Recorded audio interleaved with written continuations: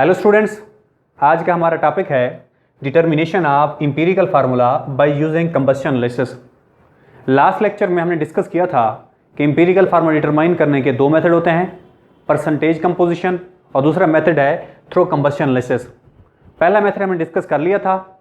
आज हम दूसरा मेथड डिस्कस करते हैं कि हम एम्पिरिकल फार्मूला को कंबस्शन एनालिसिस से किस तरह डिटरमाइन करते हैं। लेक्चर फ्लो आप लोगों के सामने है। सबसे पहले इसकी देखेंगे डेफिनेशन, उसके बाद देखेंगे कि why we use combustion analysis, या हमारा मकसद क्या होता है कंबस्शन एनालिसिस को इस्तेमाल करने का। उसके बाद हम देखेंगे इसकी कंस्ट्रक्शन कि बना कैसे होती है इस तरह, और इसके बाद हम इसकी वर्किंग डिस्कस करेंगे, और एंड में हम ये पढ़ेंगे कि how we can determine amount of element in a compound by combustion analysis, और कौन सा फार्मूला है जो हम अडॉप्ट करते हैं यहाँ पे। Let we discuss all these point wise. हम इनको पॉइंट वाइज डिस्कस करते हैं। सबसे पहला पॉइंट है डेफिनेशन। हम इसको डिफाइन करते हैं कि कंबस्शन एनालिसिस होता क्या है। हाँ जी, दी एनालिसिस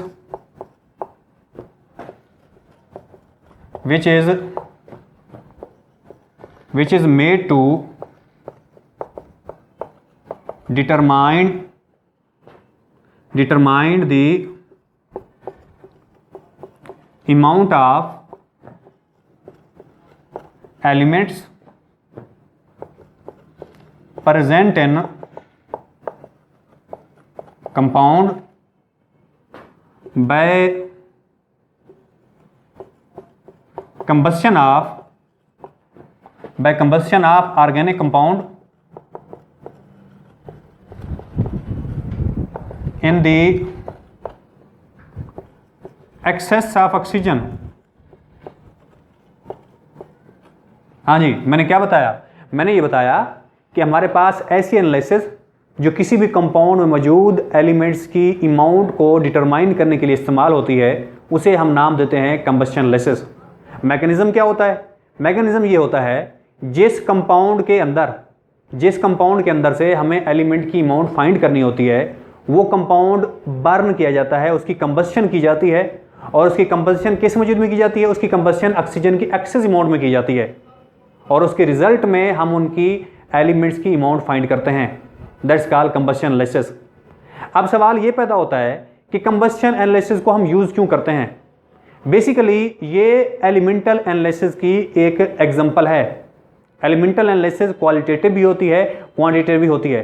एलिमेंटल एनालिसिस का मतलब होता है एलिमेंट की एनालिसिस करना।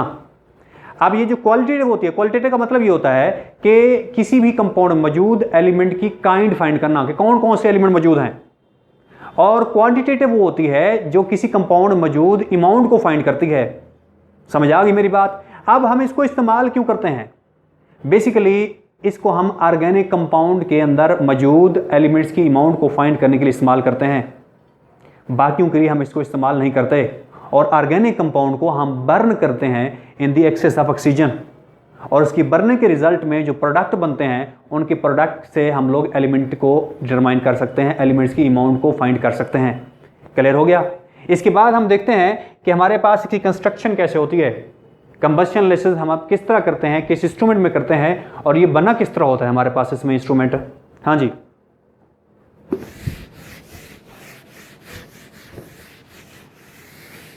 बेसिकली जो कंबस्शन एनालिसिस का प्रोसेस है वो एक ट्यूब के अंदर किया जाता है जिसको नाम थे combustion tube. Combustion tube 4 chamber पे 4 पार्ट से मुश्तमिल होती है। मैं इसकी स्ट्रक्चर ड्रा करता हूं, जरा देखें कि हमारे पास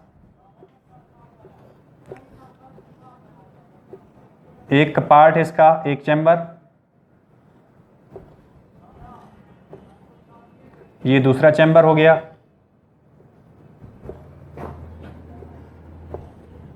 ये तीसरा चैम्बर हो गया, ये इसका चौथा chamber. That's called combustion tube. अब जो इसका पहला पार्ट होता है, एक फर्नेस के अंदर फिट होता है, फिटेड इन फर्नेस, और यहां से इसकी सप्लाई की जाती है एयर की, यानी कि ऑक्सीजन की एक्सेस सप्लाई होती है, और कोई अमाउंट फिक्स नहीं होती ऑक्सीजन की यहां से। समझ आ गई मेरी बात? हाँ जी, नेक्स्ट। और ये जो दूसरा चैम्बर है इसके अंदर हमारे पास एक पार्ट होता है, एक चैम्बर रखा होता है हमारे पास, यहाँ पे एक कंपोनेंट होता है जिसको नाम देते हैं मैग्नीशियम परक्लोरेट, वो इसके अंदर मौजूद होता है। मैग्नीशियम परक्लोरेट का फंक्शन क्या होता है? इसका फंक्शन होता है कि ये वाटर को ऑब्जर्व करता है, वाटर ऑब्जर्व करता है। इसके बाद इसके अंदर भी हमारे पास एक स्ट्रिप लगी होती है, वो किससे बनी होती है? 50% KOH से, और यहाँ पे जो ऑब्जर्वेशन है वो होती है कार्बन डाइऑक्साइड की। और ऐसे केमिकल जो हमारे पास ऑब्जर्व नहीं होते, ऐसे प्रोडक्ट जो ऑब्जर्व नहीं होते, वो इस चैम्बर में कलेक्ट होते हैं। और इसके अलावा जो एक्स्ट्रा ऑक्सीजन बच रही होती है या एयर मौजूद होती है, वो यहाँ से हम इसको निकाल लेते हैं। क्लियर हो गया?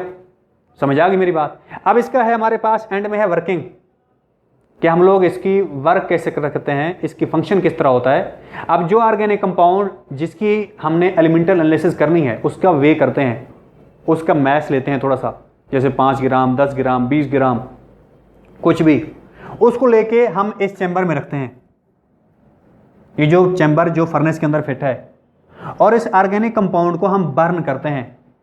जब ऑर्गेनिक कंपाउंड ऑक्सीजन की सप्लाई के अंदर बर्न होता है, उसके रिजल्ट में बनता है कार्बन डाइऑक्साइड और बनता है वाटर। समझ आ गई मेरी बात? और ये फ्लो करते हैं अगले चैम्बर में। जैसे अगले चैम्बर में आते हैं तो यहां मैग्नीशियम परक्लोरेट होता है और ये वाटर को ऑब्जर्व कर लेता है। कार्बन डाइऑक्साइड ऑब्जर्व नहीं होती, carbon dioxide next chamber move करती है और इसमें 50% KOH होता है और ये कार्बन डाइऑक्साइड को ऑब्जर्व कर लेता है। और ऐसे प्रोडक्ट जो ऑब्जर्व नहीं होते, जो रिमेनिंग बच रहे होते हैं, वो इस चैम्बर में कलेक्ट होते हैं। अगर इसमें अभी भी हवा मौजूद हो या ऑक्सीजन मौजूद हो तो वो यहाँ से रिमूव हो जाती है। क्लियर हो गया? That's called working of combustion tube. समझ आइए? यानी कंबस्शन ट्यूब के अंदर वर्किंग किस तरह होती है, कंबस्शन एनालिसिस किस तरह होती है, ये हमने पढ़ा। अब सवाल ये पैदा होता है कि हम इसके अंदर से एलिमेंट्स की परसेंटेज कैसे फाइंड करते हैं। अब देखें, एलिमेंट की परसेंटेज फाइंड करने का हमारे पास कंबस्शन एनालिसिस में स्पेसिफिक फार्मूला है। जैसे हमारे पास परसेंटेज ऑफ कार्बन फाइंड करने का तरीकाकार क्या है? इसका है जी mass of carbon dioxide divided by mass of organic compound multiply by 12 divided by 44 multiply 100। इस फार्मूले के जरिए हम कार्बन की परसेंटेज फाइंड करते हैं।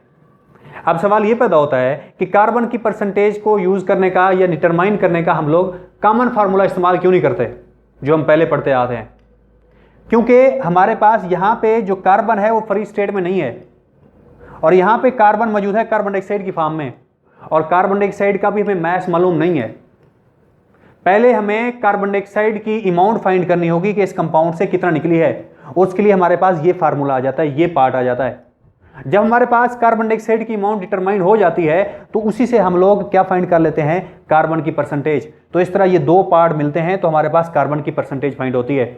ये फार्मूला हम इसलिए यूज करते हैं क्योंकि कार्बन डाइऑक्साइड की अमाउंट हमें मालूम नहीं होती कि इस कंपाउंड से कितना निकली है और उसके अंदर से कार्बन कितना है, ये हमें दो चीजें मालूम नहीं होती और यही चीजें हमें ये फार्मूला इस्तेमाल करते हैं। नेक्स्ट फार्मूला का परसेंटेज ऑफ हाइड्रोजन सेम है हमारे पास। यहां पे लिखेंगे mass of water, mass of organic compound. कौन सा कंपाउंड? जो हमने यहां पे लिया था, mass of organic compound multiply hydrogen का mass 2.016 divided by 18 multiply by 100। अब सवाल ये पैदा होता है कि मैस ऑफ कार्बन डाइऑक्साइड और मैस ऑफ वाटर कहां से निकालेंगे? हमने अभी पढ़ा था कि वाटर यहां पे ऑब्जर्व होता है इस चैम्बर में मैग्नीशियम परक्लोरेट में।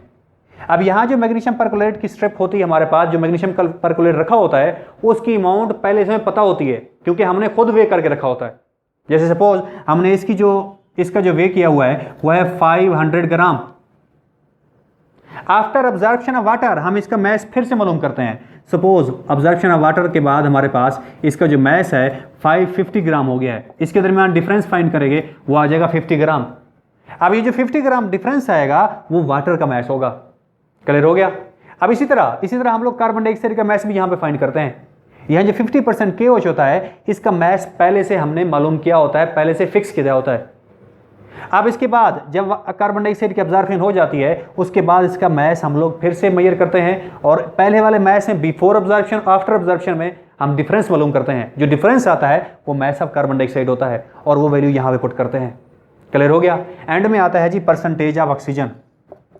Percentage of oxygen, percentage of oxygen find करने का तरीका यह है कि 100 माइनस, अब इन दोनों की परसेंटेज को प्लस कर लेते हैं, 100 से माइनस कर लेते हैं। Percentage of carbon plus percentage of hydrogen, इन दोनों का जवाब आता है वो हम क्या कर लेते हैं, आपस में प्लस कर लेते हैं और 100 से माइनस कर लेते हैं। अब सवाल ये पैदा होता है कि इसकी जो परसेंटेज है वो हम इस तरह के फार्मूले से क्यों नहीं मेजर कर सकते। उसकी वजह यह है, हमने यहां पढ़ा कि ऑक्सीजन की जो सप्लाई है वो एक्सेस अमाउंट में है, क्योंकि यहां जो ऑक्सीजन सप्लाई करते हैं वो इन दी फॉर्म ऑफ एयर भी सप्लाई करते हैं हम लोग। अब ये जो हमारे पास ऑक्सीजन है इसकी अमाउंट हमें पता नहीं है, इसलिए हम यही फार्मूला मालूम करते हैं कि हमारे पास सारी परसेंटेज इसकी होती है, जो रिमेनिंग बच जाती है वो ऑक्सीजन की होती है। क्लियर हो गया। नेक्स्ट हम अगले लेक्चर में डिस्कस करेंगे।